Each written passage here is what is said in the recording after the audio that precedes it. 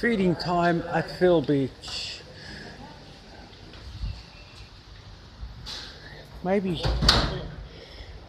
a lot of people come past here. Since I've been coming past here, I've noticed people are getting colds and coughs and all, and they're looking a bit wrinkly. Father Time, who's Father Time? The description of Father Time, or what is the description of Father Time? Satan. Satan is the one that took God up to the top, Jesus up to the top of the kingdom and showed him all the kingdoms of the world. The world. They are of the world, speak they of the world. Look, there's a UFO right on the top of that. So if you have all the poor unfortunate people coming past who suffer greatly, the poor come past here at a certain time, and you have some sort of entities which feed at the top. Look, if you look at the description of God in the Old Testament, he sits on a throne in the highest heaven and he has angels all around him. But if you look at the description of the God of the Vatican and the obelisks of the High Tower, the Egyptian or Sumerian god, Anki from the Epic of Gilgamesh, whatever you want to call him, the Lord of the Air, look. Ooh, getting very windy, look, the leaves are coming down. Since I've been coming here, I've been getting ill, cold and stories in the eye. That's a sign of a rundown immune system. Maybe you come to visit at these places, that's where you get a lot of food, you know. So, Father Time, I was wondering, since Prince Philip, I know he's pissed off because he's the world's greatest plaque unveiler. Maybe he could come out of the world now that it's his retirement day today, and he could consider not blowing away the animals, but blowing away some obelisks and high towers to give an extension on his life, you know.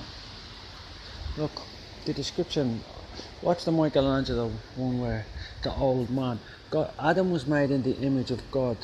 Adam was made in the prime of his youth. He didn't age. Age is a symptom of death. So when you see an old man in his nightgown surrounded by lots of little boys, today would be called a paedophile. And you see him reaching out of his cloud. God doesn't live in the clouds. God lives in the throne in heaven and lives forever. He doesn't get old. But the description of the Greek gods are old men. The gods of Olympus, vampires. So what I see when I look at that picture of Michelangelo, the Michelangelo in the Sistine Chapel, is the vampire god reaching out to Adam, touching him with his finger to give himself some extended life. So he's taking all them little representatives behind him at all the lifetimes that Adam would have lived if he hadn't come in contact with that fucking vampire creature.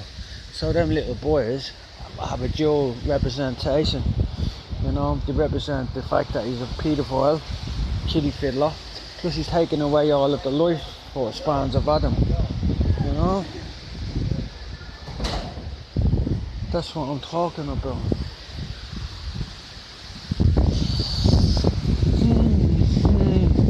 God, Satan lives on top of this and we hack our hearts. Quetzalcoatl is the Satan, the old dragon, the murderer from the start. So Quetzalcoatl is the god of the Aztecs and the Incas that they used to hack our hearts, and the Moche, and make it skulls, and they filed their teeth down, and then they had elongated skulls, the hybrids. So God is a racist. God is a proper racist in what they call today a racist terms, because there's a races of hybrids.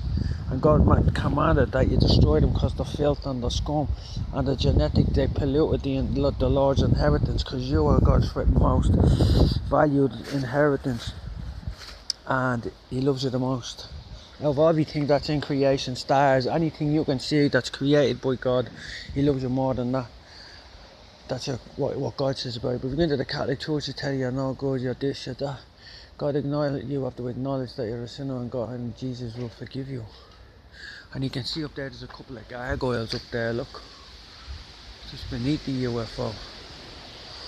So, make what you want of that. And God bless you. The Most High God bless you and preserve you. And I'm sure Her Majesty the Queen wants to hold on to her Philip. What will he do with her beloved prince if he's bored and he has nothing else to do except sit around Maybe you should blow up some obelisks, something like that. Rocket launchers and come on with the guns. Like.